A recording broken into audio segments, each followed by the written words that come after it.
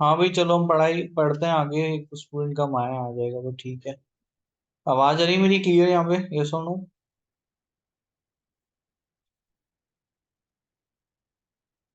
सिमरन, वैदिक, मेरी आवाज आ रही है आप लोगों को?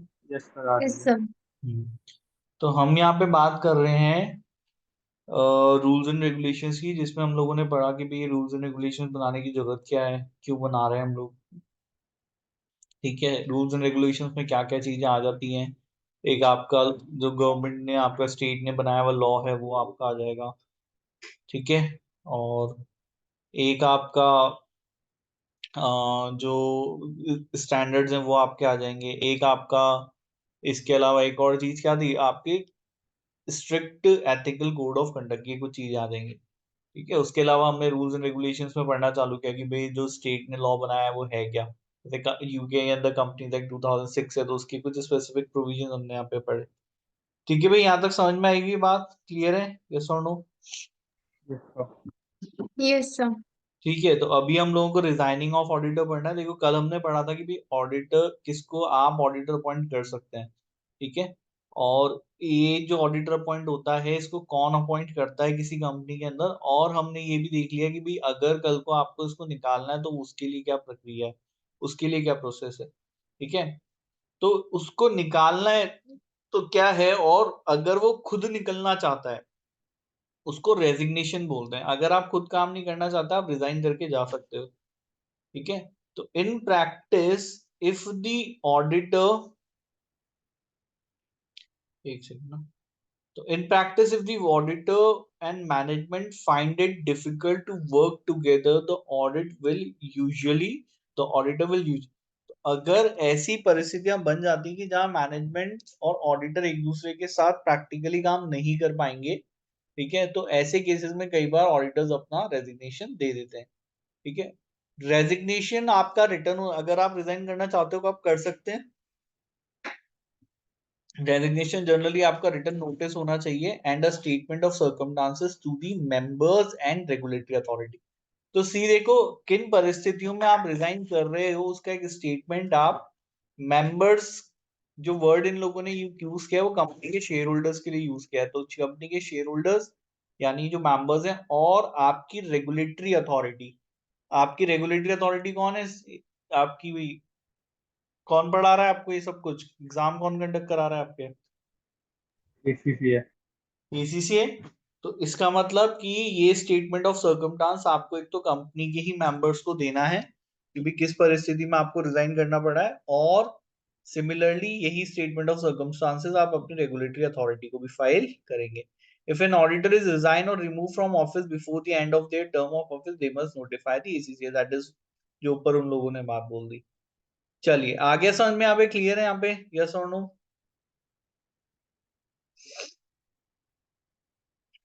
Yes sir.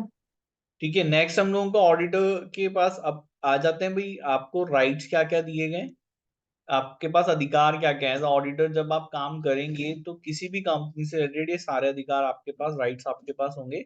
आपके पास कंपनी के बुक्स ऑफ अकाउंट्स और उनके रिकॉर्ड्स का एक्सेस होगा किसी भी रीजनेबल टाइम पे, है ना। रीजनेबल टाइम का मतलब क्या होता है? वो टाइम जो कि जिस समय वो आपको ये सब चीजें प्रोवाइड कर सकते हैं, मतलब जैसे ऑफिस आवर्स जिसको हम बोलते हैं, वो जनरली रीजनेबल आवर्स उसको हम लोग कंसीडर करते हैं।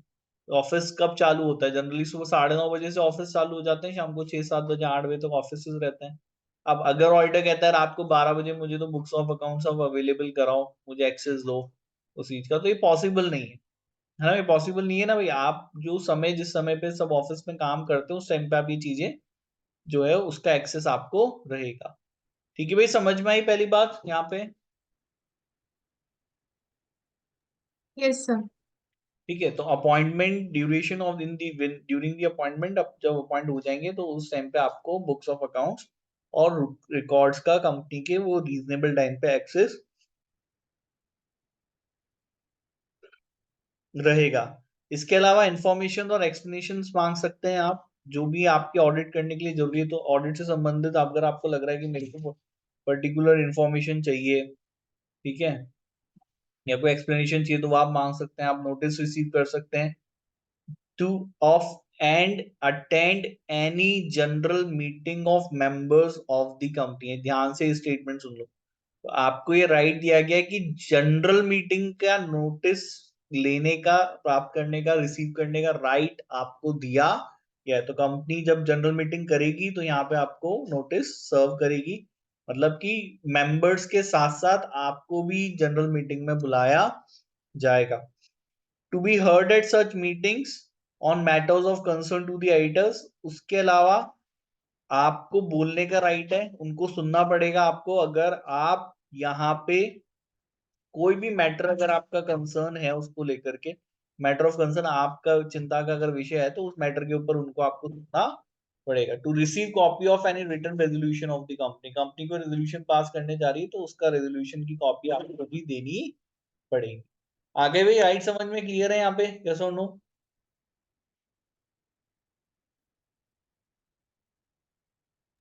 Yes sir. ठीक है, 5 राइट्स आपको ड्यूरिंग द अपॉइंटमेंट दिया, और रेजिग्नेशन के टाइम पे आपको क्या राइट्स दिए यहाँ पे? To request a general meeting of the company to explain the circum. तो अच्छा, अगर आप रिजाइन कर रहे हो तो आप कंपनी के डायरेक्टर्स से बोल सकते हैं कि भाई मीटिंग बुलाओ, जनरल मीटिंग कॉल करो, मैं किन सर्कमस्टांसेस पे रिजाइन कर रहा हूं, मैं उस मीटिंग के अंदर ये बात एक्सप्लेन करना चाहता हूं, मेंबर्स को बुलाओ, मैं उस मीटिंग में ये एक्सप्लेन करूंगा। To require the company to circulate the notice of circumstances relating to the resignation। उसके अलावा कंपनी को बोल सकता है कि भाई आप इन परिस्थितियों का नोटिस जो है वो सभी मेंबर्स में सर्कुलेट कीजिए, बांटिए। मतलब वो कह रहा है कि भाई ठीक किन परिस्थितियों में मुझे निकाला जा रहा है या मुझे रेजिग्नेशन देना पड़ रहा है, उसका एक नोटिस ऑफ सर्कमस्टांसेस मेंबर्स को देंगे। ये राइट हमने किसको दिया है? ऑडिटर को दिया है। ये तो आपके राइट्स हो गए, समझ में आ गए भाई, याद हो जाएंगे, सिंपल है जी, यस और no? Yes sir. Yes sir. Next हम लोगों का एक्सटर्नल ऑडिटर की प्राइमरी ड्यूटी है ऑडिट करना फाइनेंशियल स्टेटमेंट को, ठीक है, एंड उसके ऊपर एक ओपिनियन प्रोवाइड करना कि क्या financial statement true and fair view का रिप्रेजेंटेशन करते हैं इन ऑल मटेरियल रिस्पेक्ट्स या नहीं करते। ये आपकी प्राइमरी ड्यूटी है आपकी ना। देयर मे हैव एडिशनल, इसके अलावा रिपोर्टिंग रिस्पांसिबिलिटी हो सकती है as per the local law, such as confirming that the financial statements are properly accordance with those laws। तो ये भी आपकी एडिशनल रिपोर्टिंग रिस्पांसिबिलिटी हो जाती है। तो प्राइमरी ड्यूटी तो आपकी यही है कि भाई आपको ओपिनियन देना है कि क्या फाइनेंशियल स्टेटमेंट्स यहाँ पर ट्रू एंड फेयर व्यू का रिप्रेजेंटेशन करते हैं नहीं करते, ये आपकी प्राइमरी ड्यूटी है, ओपिनियन देना। ड्यूटीज भी बेटा समझ में आ गई यहाँ पे, यस और नो? Yes sir. एक सेकंड ना।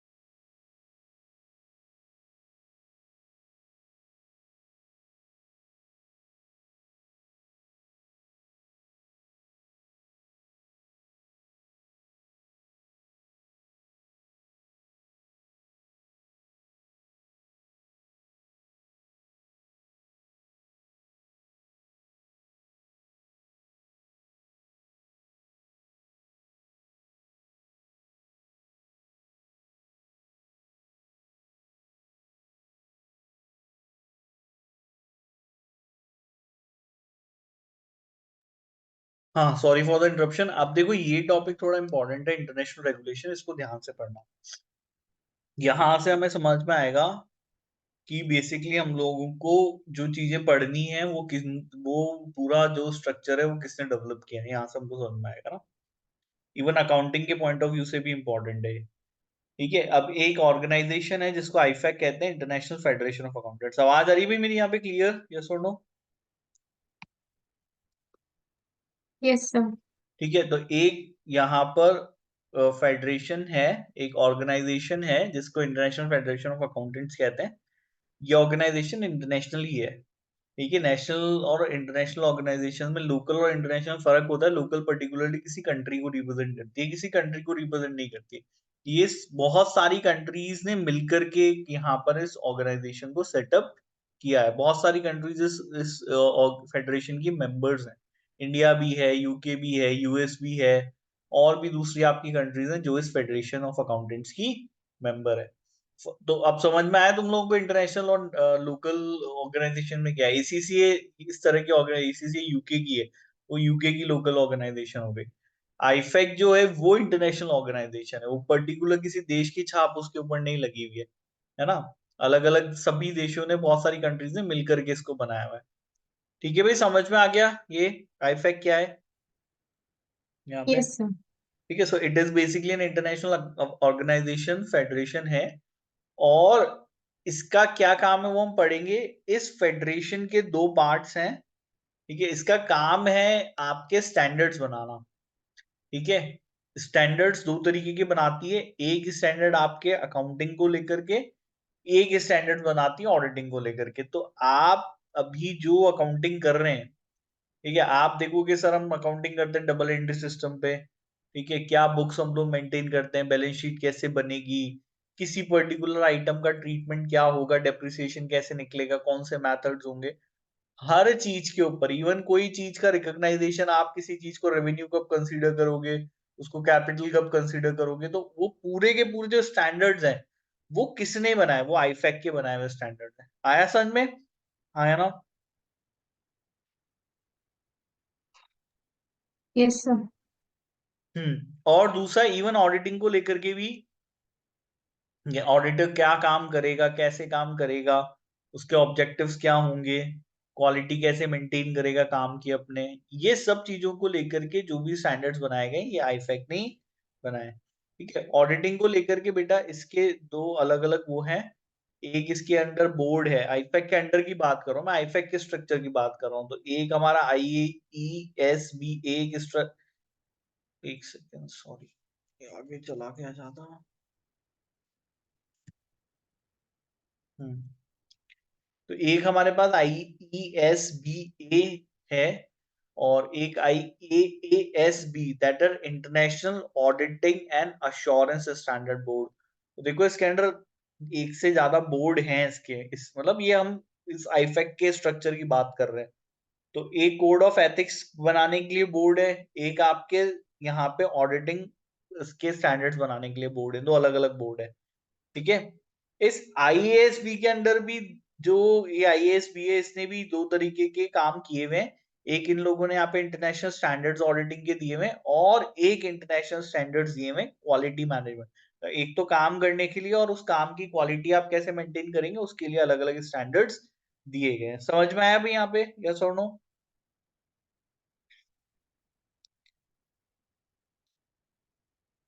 आया समझ में, आया ना। आगे बढ़े इसको, जल्दी बताओ भी। Yes, sir. The International Federation of Accountants is the global organization for the accountancy profession.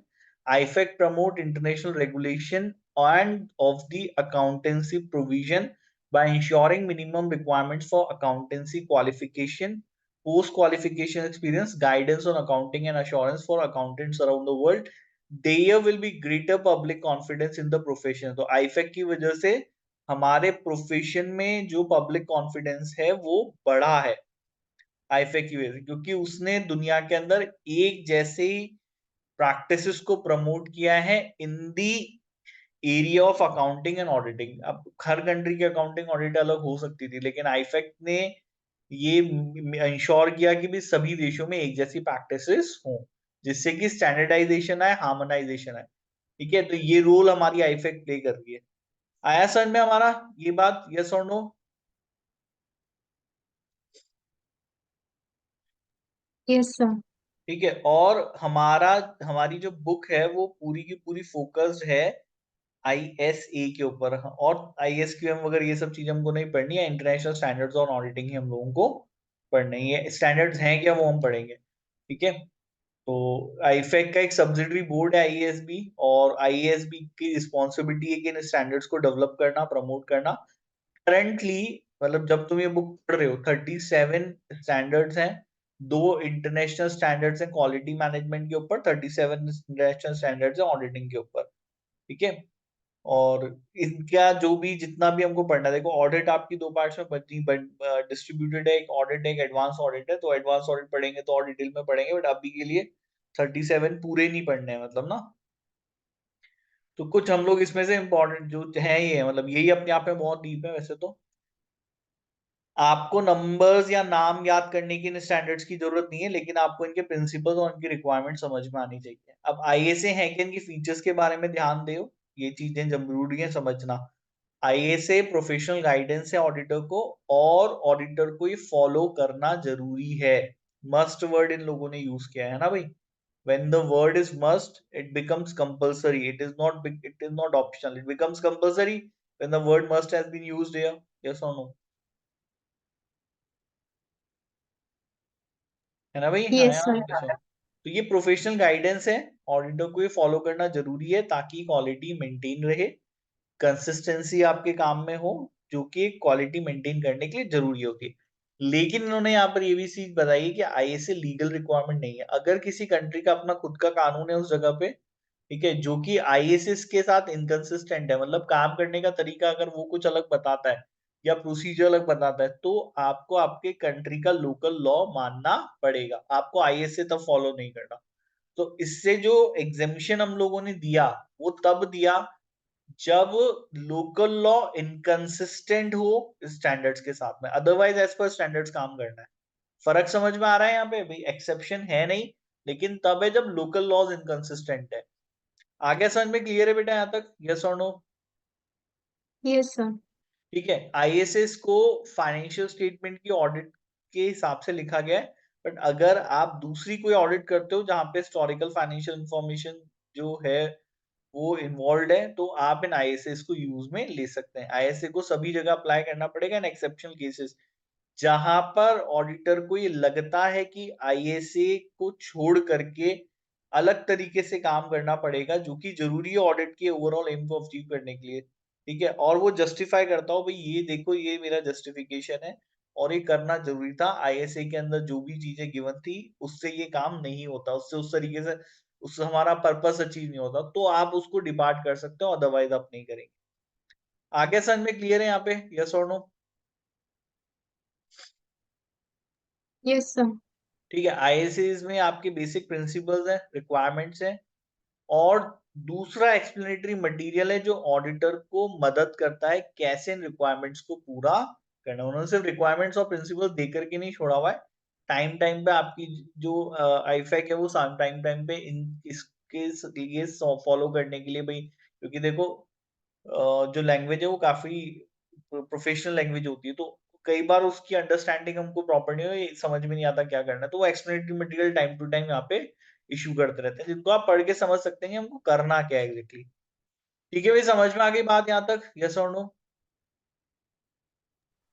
Yes sir. ठीक है, अब ये आईएसएस कैसे बनाए जाते हैं वो हम देख लेते हैं। देखो आईएसए बनाने का एक तरीका है जो कि लेंथी प्रोसेस है, इसमें डिस्कशंस होते हैं, डिबेट होती है, ठीक है, उसके बाद एक ड्राफ्ट क्रिएट, एक्सपोजर ड्राफ्ट, मतलब सारे डिस्कशंस देख करने के बाद, डिबेट करने के बाद एक ड्राफ्ट बनाया जाएगा। ड्राफ्ट मतलब जो होता है वो चीज, वो जो फाइनल नहीं है वो ड्राफ्ट होती है ना भाई, जो चीज फाइनल नहीं होती है उसको हम लोग ड्राफ्ट कहते हैं। इन्होंने वर्ड दिया एक्सपोजर ड्राफ्ट, तो इन्होंने बोला भाई हम लोग एक्सपोजर ड्राफ्ट बनाएंगे, ये फाइनल नहीं होगा, फिर एक्सपोजर ड्राफ्ट को पब्लिक डोमेन में रख दिया जाएगा, मतलब इसके ऊपर पब्लिक कमेंट्स इनवाइट किए जाएंगे, ठीक है। आप कभी आईफैक की वेबसाइट पे जाना और आपको ये चीजें दिखेगी, हो सकता है वहां पे कोई भाई नया कुछ स्टैंडर्ड आने वाला हो या उसमें कुछ बदलाव ये लोग लेकर के आ रहे हो, पुराने के अंदर कोई अमेंडमेंट्स ला रहे हो, तो वो चीज पहले पब्लिक डोमेन में जाती है। तो जो लोग स्टेक होल्डर्स हैं जिनको फर्क पड़ता है इन सब चीजों से, वो अपने पब्लिक कमेंट्स देखते हैं, उन पब्लिक कमेंट्स को कंसीडर करने के बाद ये लोग इसमें अगर कोई चेंज लेकर के आना होता है तो वो चेंज लेकर के आते हैं, देन वो फाइनल यहाँ पे करके उसको इश्यू किया जाता है। इस तरीके से ये यहाँ पे इस प्रोसेस के थ्रू कोई भी स्टैंडर्ड डेवलप किया जाता है। आगे समझ में क्लियर है यहाँ पे, यस और नो? जल्दी बताओ भाई, आगे समझ में, हाँ या ना? Yes, sir. ठीक है, लेकिन कोई भी फाइनलाइजेशन वो 2/3 वोट से होगा मेंबर्स के। अब आईफैक के जो मेंबर्स हैं वो कंट्रीज हैं, India country, US country, UK. तो ये लोग अगर कोई ड्राफ्ट आ गया है और वो फाइनल होने के लिए आया है तो उसमें वो वोटिंग कराते हैं, मेंबर्स वोट करते हैं, उसके बाद वो चीज फाइनल होती है। 2/3 वोट वहां पे जरूरत होती है। ठीक है, तो इन फोर्स आने के लिए कम से कम 2/3 आपको वोट लेने पड़ेंगे। चलिए आगे, समझ में क्लियर है यहाँ पे, यस और नो? Yes, sir. ठीक है, नेक्स्ट इन लोगों ने जो बात करी है वो क्या बात करी है वो हम लोग देख लेते हैं। नेक्स्ट ये लोग कह रहे हैं कि भाई इंटरनेशनल और नेशनल स्टैंडर्ड रेगुलेशन में क्या फर्क है। देखो, आईफैक तो सिंपली अकाउंटिंग बॉडीज का ग्रुप है। अब अकाउंटिंग बॉडी मतलब इंडिया कैसे मेंबर है, इंडिया इसकी मेंबर है थ्रू इट्स अकाउंटिंग बॉडीज। हमारी इंडिया की जो जैसे institute chartered accountant of India हो गया, एसीसी हो गया, ये थ्रू आप कंट्रीज इसके थ्रू आपकी मेंबर बनती है। ठीक है ना? तो it is group of accounting bodies, therefore इसकी कोई लीगल स्टैंडिंग नहीं। हमारे देश में कोई कानून तो बना करके ये लोग पास नहीं कर सकते कि ये करना ही पड़ेगा। इफेक्ट कर सकता है क्या ये? हमारे कंट्री के हिसाब से इसकी कोई लीगल स्टैंडिंग है? हम क्यों मानेंगे आपकी बात को? बताओ भाई, क्यों मानेंगे हम आपकी बात को?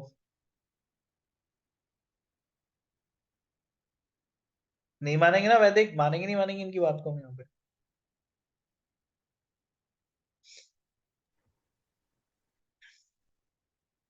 मुझे आवाज नहीं आ रही, आप लोगों को मेरी आवाज आ रही है? कोई बात नहीं, मुझे चैट पे टेक्स्ट कर दो कि हाँ सर आवाज आ रही है आपकी।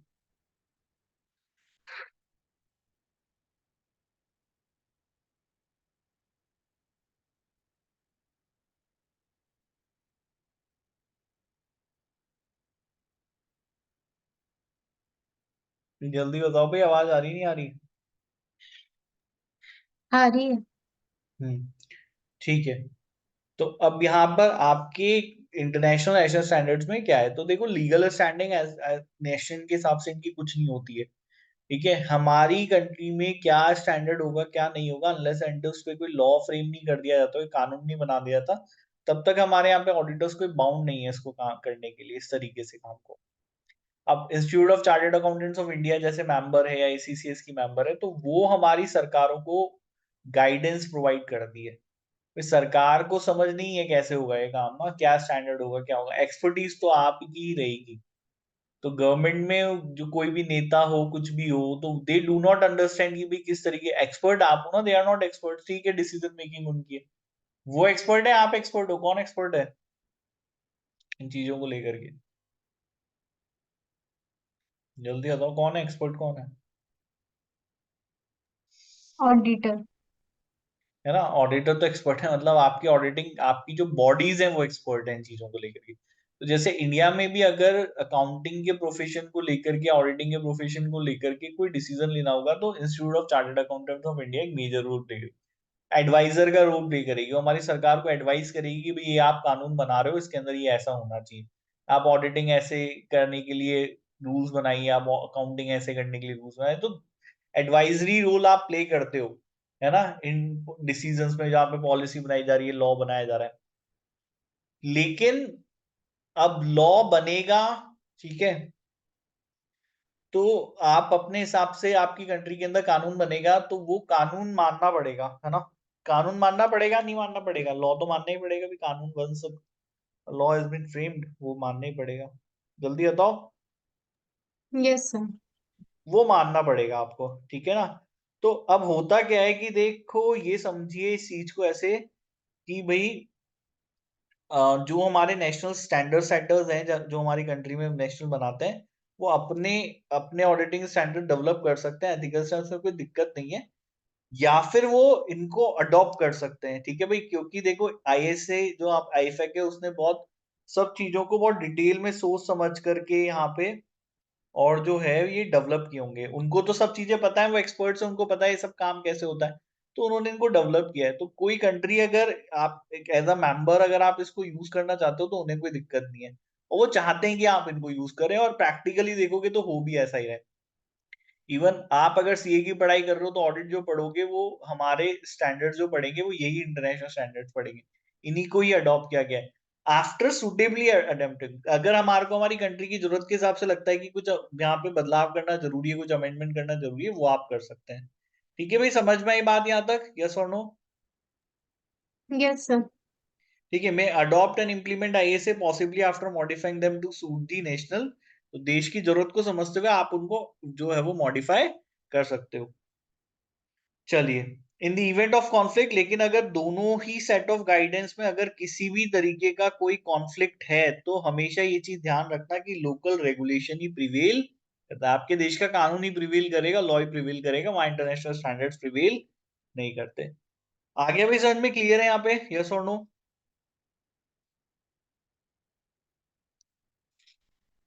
Yes, sir. ठीक है, वैसे यूके के एग्जांपल इन लोगों ने दिया है। यूके के अंदर एक काउंसिल है, फाइनेंशियल रिपोर्टिंग काउंसिल, वो नेशनल रेगुलेटर है जिसका काम अकाउंटिंग प्रोफेशन को ओवरसी करना है। देखो, एसीसीए जो बॉडी है वो अलग बॉडी है, ठीक है, उसका काम यहाँ पे सर्टिफाइड चार्टर्ड अकाउंटेंट्स को बनाना है। लेकिन यूके के अंदर जो अकाउंटेंसी प्रोफेशन का ध्यान रखती है और रेगुलेटरी ऑडिटिंग प्रोफेशन का ध्यान रखती है, उस बॉडी, वो एक अलग गवर्नमेंट बॉडी है, वो एक अलग सरकारी बॉडी जिसका नाम फाइनेंशियल रिपोर्टिंग काउंसिल। इस एफआरसी की अपना एक छोटा डिवीजन है, ठीक है ना। अकाउंटेंसी पूरे प्रोफेशन को ये ध्यान देख रही है, ओवरसी कर रही है, सुपरवाइज कर रही है। इसका एक अपना एक छोटी सी बॉडी है जिसको हम audit and actuarial regulation division के नाम से जानते हैं। मतलब ये एफआरसी का पार्ट है बेटा, है ना। जैसे हमारे डिपार्टमेंट्स होते हैं, डिपार्टमेंट्स में सब डिपार्टमेंट्स होते नहीं होते ऐसे, ये सुनो, होता नहीं होता, है ना। Yes, sir. तो वैसे ही ये जो FRC AARD, that is audit and actuarial regulation division है, ये FRC का ही एक डिपार्टमेंट, एक डिवीजन है। और यूके के अंदर ऑडिटिंग स्टैंडर्ड्स को डेवलप करने के लिए, ठीक है, यहाँ पे जिम्मेदार है, वहां पे ऑडिटिंग स्टैंडर्ड्स जो डेवलप करते हैं वो हमारी FRC करती है। तो अब FRC चाहे तो ये काम खुद करे, और आप क्योंकि आईफैक के मेंबर हो तो आप इन स्टैंडर्ड्स को जो उन्होंने बनाया उनको भी यहाँ पे इम्प्लीमेंट कर सकते हो, उनको भी एज पर रिक्वायर्ड मॉडिफिकेशन करके उनको अडॉप्ट किया जा सकता है, अडेप्ट किया जा सकता है। क्लियर समझ में आ गई भाई यहाँ पे, यस और नो? Yes, sir. ठीक है, responsible development of auditing standards and guidance in the UK. इसके अलावा ये जो डिवीजन है, audit and actuarial regulation division, ये और भी दूसरे काम करता है, मतलब ना, सिर्फ यहाँ पे सिर्फ ऑडिटिंग के स्टैंडर्ड डेवलप करने का ही काम नहीं है। ये पब्लिक इंटरेस्ट एंटिटीज के ऑडिटर्स को मॉनिटर करता है। मतलब से फॉर एग्जांपल कि कोई ऑडिट फर्म रिलायंस को ऑडिट कर रही है। रिलायंस तो पब्लिक इंटरेस्ट एंटिटी हो गई भाई, देश के बहुत सारे लोगों का पैसा लगा हुआ है ना, है ना, जल्दी बताओ। Yes, मैं, sir. हाँ, मैं इंडिया के सिनेरियो से समझाने की कोशिश कर रहा हूँ, क्योंकि वो इतनी इंपॉर्टेंट ऑर्गेनाइजेशन है, उसकी ऑडिट भी ढंग से होनी चाहिए, नहीं होनी चाहिए, सोचो। Yes, sir. तो उसकी जो ऑडिट कर रहा होगा ना, उसको मॉनिटर अगर इंडिया में ये होती तो FRC करती, बट यूके में अगर जो इस तरह की कंपनीज है जो कि पब्लिक इंटरेस्ट एंटिटी है, उनकी जो ऑडिट करती है, उन ऑडिटर्स को मॉनिटर FRC करता है, ठीक है। And Yes, sir. Oversight and regulation of recognise supervisory body, ठीक है। और इसके अलावा आपकी जो ACCA है उसको भी ओवरसाइट और उसको भी रेगुलेट यहाँ पे यही डिवीजन आपका करता है। आपकी बॉडी को भी रेगुलेट यही कर रहा है, आपकी बॉडी के लिए भी लॉ यही बनाएगा, उसको भी ओवरसाइट है, उसका भी सुपरविजन ही करेगा FRC। तो ये आपकी जो ACCA है, ACCA भी ऊपर हो गया ना, ये तो ACCA से भी, यस और नो? Yes, sir. हाँ, क्योंकि आपकी जो एसोसिएशन है वो अकाउंटेंट्स की एसोसिएशन है, वो सिर्फ अकाउंटेंट्स बनाने का काम कर रही है। अब अकाउंटेंट्स काम कैसे करेंगे ना, ये ACCA नहीं बता रही है, ये FRC बताएगी ये काम कैसे करोगे, ठीक है। बाकी आपके ACCA जो है वो गाइडलाइंस उसी के अकॉर्डिंग्स में आपने उनको देगी कि देखो ये चीजें नहीं आई है, हमको ऐसे आप काम करना है। आया समझ में, क्लियर है यहाँ पे, यस और नो? Yes, sir.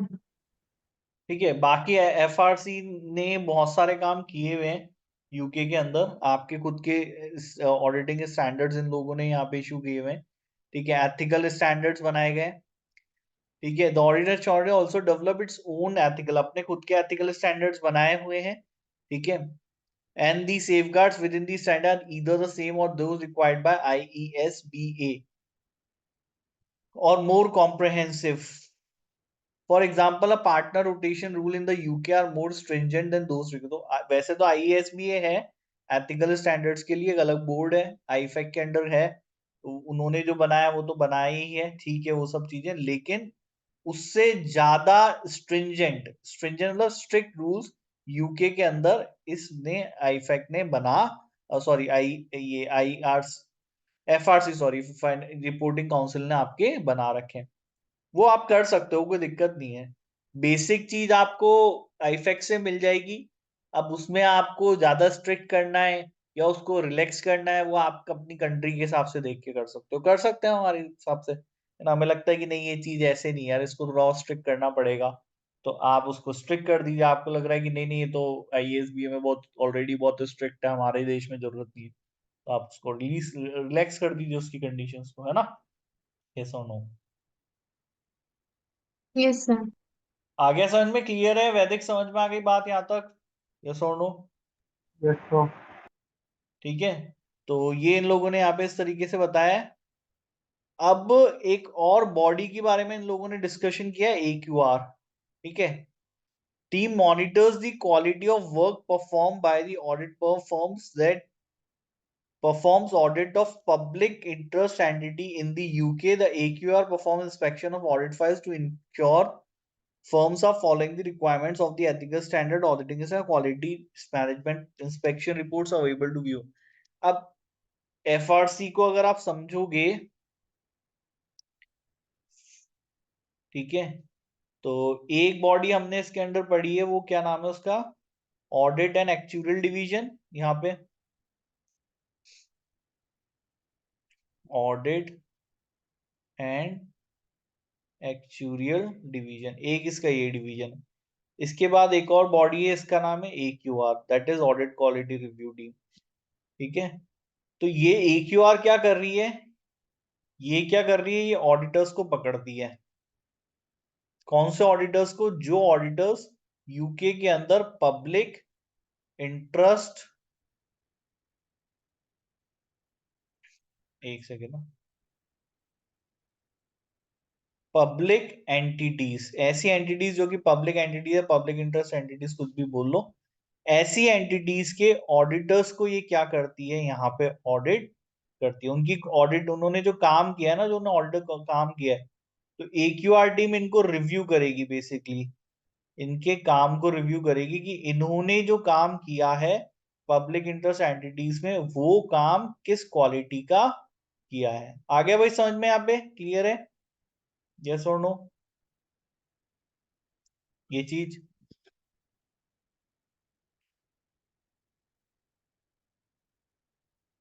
जल्दी बताओ भाई, सिमरन समझ में आ गई बात यहाँ पे, है ना। सर एक बार दोबारा बता दो।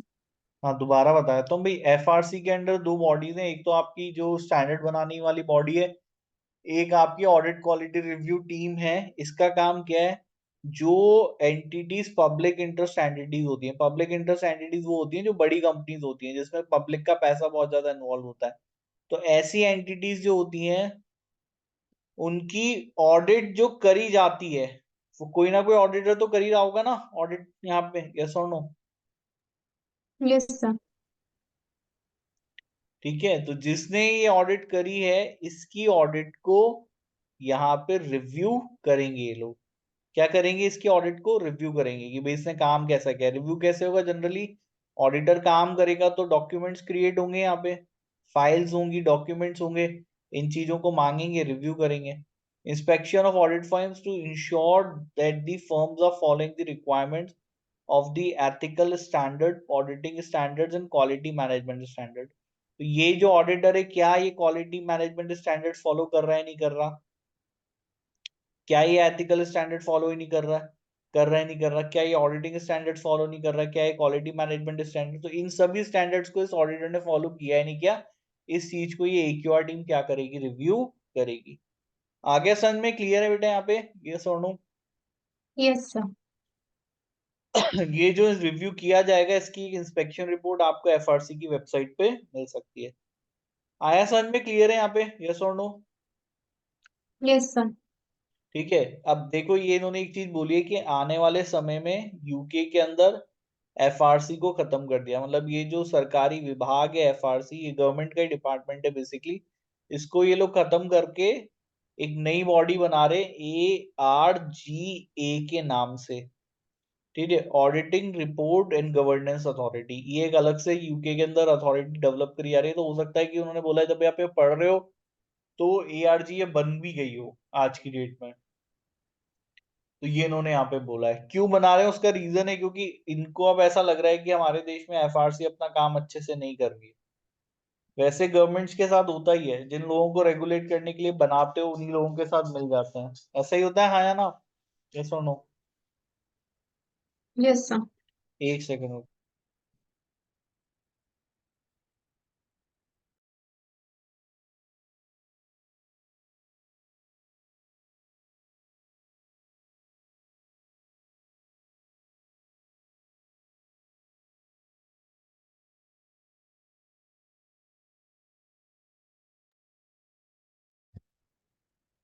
हाँ सॉरी। तो एफआरसी ये चीजें हो जाती है, देखो इंडिया में भी ये चीज होती रहती है। आपने RBI बनाई, आपने सेबी बनाई, आपने ये बनाया, आपने सारी बहुत सारी बॉडी बनाई, अल्टीमेटली करप्शन जो है वो सब जगह एग्जिस्ट करता है। इंडिया कोई इकलौती कंट्री नहीं है ना करप्शन एग्जिस्ट करता है, यूके में भी करता है, यूएस में भी करता है। तो आपने रेगुलेट करने के लिए बनाया था अकाउंटेंसी प्रोफेशंस को, ऑडिटर्स को, और आप ऑडिटर्स के साथ ही मिलजुल गए, उनसे आपने नजदीकियां बढ़ा ली, तो फिर अब आप उनके अगेंस्ट में एक्शन कैसे लोगे? ले पाओगे एक्शन? नहीं ले पाओगे ना। Yes sir. तो ये यूके के अंदर भी हो रहा है। उनकी उन्होंने भी एक बॉडी बनाई, लेकिन उनके यहाँ पे कुछ बड़े मेजर स्कैम्स हुए, जैसे हमारे को इंडिया में स्कैम्स होने का सुनाई में रहता है ना, यूके के अंदर भी ऐसा है। तो एक कार्डियन करके कंपनी थी, जिसके बारे में हम लोग पढ़ेंगे कल। तो एक कंपनी थी कार्डियन करके, एंड पैटिसिव वैलिड करके कंपनी थी, तो एक दो अलग अलग। और दोनों कंपनीज में बड़े स्कैम्स हुए, ऑडिटिंग के में भी बड़ी सारी जो है वो इरेगुलरिटीज फाइंड की गई। और एफआरसी के ऊपर भी आरोप लगे कि भाई आप लोग क्या कर रहे थे, आप लोगों को इतनी बड़ी चीज दिखी कैसे नहीं। इन कंपनीज के बंद होने से बहुत मेजर इकोनॉमी जो हिट हुई है, बहुत सारे लोगों की नौकरियां चली गई, बहुत सारे प्रोजेक्ट्स ठप पड़ गए, इकोनॉमी में बहुत सारा पैसा डूब गया। तो ये बड़े मेजर जो कंपनीज के जो डाउनफॉल है उससे देश को बहुत नुकसान पहुंचा। तो एफआरसी के ऊपर आरोप लगने लगे भी आप लोगों ने क्या किया, आप लोगों ने क्या ध्यान रखा, आप लोग जो का काम आप लोगों ने अच्छे से नहीं किया। तो इस एफआरसी को बंद करके they are trying to build a new authority जो कि ARG है बेसिकली। आया समझ में यहाँ पे? यस और नो? Yes sir.